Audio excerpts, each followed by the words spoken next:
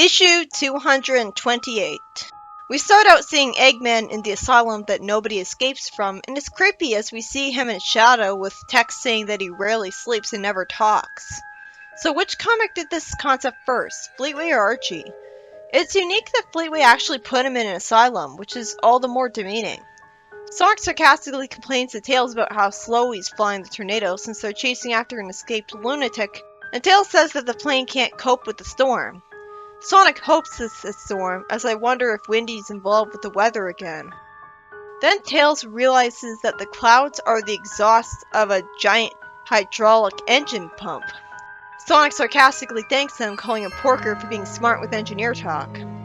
I can't blame Tails for not being an engineer, taking so long to be remotely interested in it, because Sonic's being the opposite of encouraging. Also, are we ever going to see follow-up to the previous first main story? No? That was inexcusable then.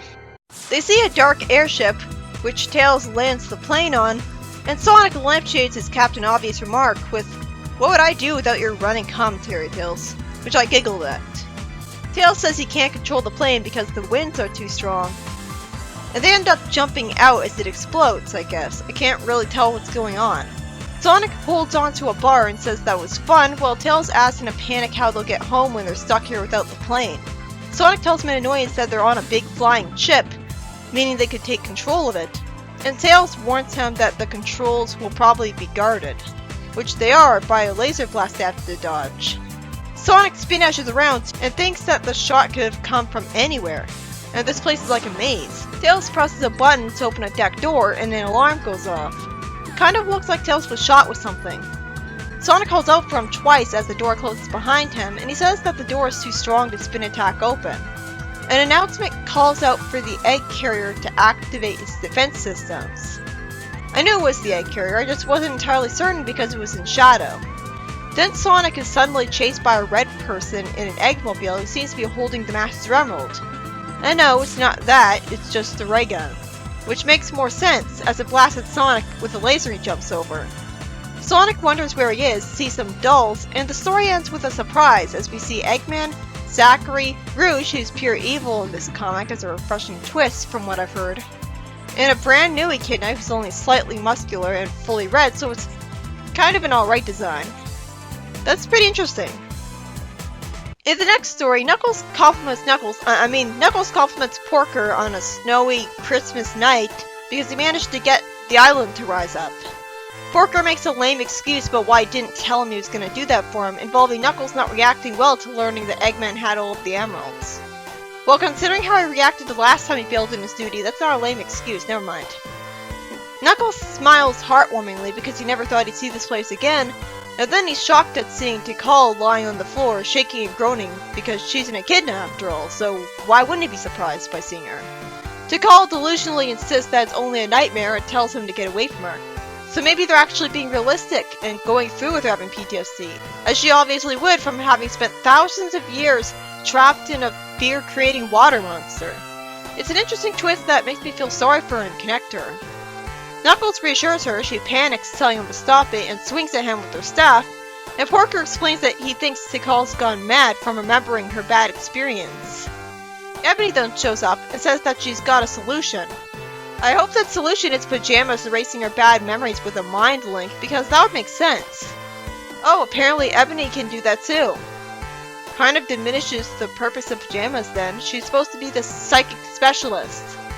Is there any limit on what Ebony can and can't do? Why did she warp to Eggman and take him down then?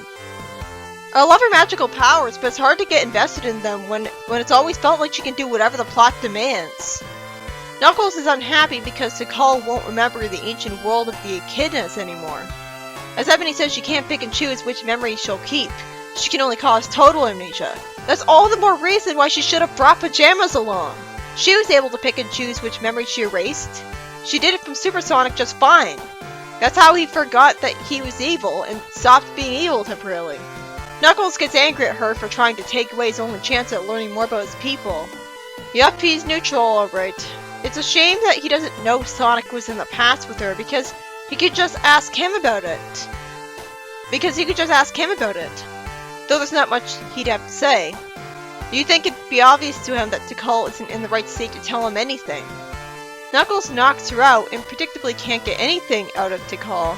So Ebony hits Knuckles away with the laser and gets rid of Tikal's bad memories, knocking her out. I hope I'm not supposed to believe she killed her instead. Also, I'm confused about why she changed her mind about apologizing to Knuckles for it. This issue is by Ed Reynolds. Which was easier to pronounce that. It's nice when they tell you who wrote the script, because I found it harder to find who wrote the Archie Sonic Online stories. The first story involves some dumb Mobian freeing Eggman from his asylum cell, even though they should know he wants to destroy the world, not run it the way they want. I guess it was Zachary who freed him, which would make sense. And Sonic and Tails fly the tornado to the egg carrier, which has Tails get hit by a trap and trapped in a room by a door that's too tough for Sonic to break. It ends with them being confronted with Zachary, Eggman, a brand new Echidna, and Fleetway Rouge, who in a refreshing twist for a character is, from what I've heard, full-on villain with the rest of Team Dark. Hey, if they're gonna make them evil, go all the way. I prefer this honest, focused approach to Flint's, where Rouge did dickish things for no reason. Like try to steal Julie from Knuckles and then forget all about it. I'm excited to see what exactly Team Dark will be up to.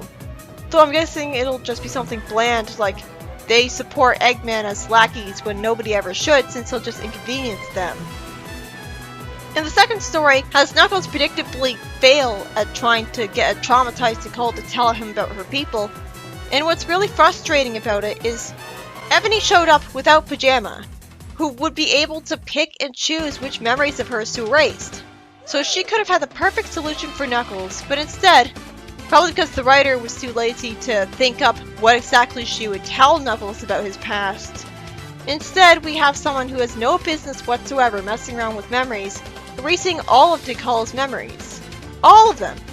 This makes her better, I guess because she's unconscious for some reason at the end of the story. I don't know, like why would she fall unconscious from losing memories? But it's bad news for Knuckles, and it feels like an arbitrary yank of his chain because it could have easily not gone that way for him.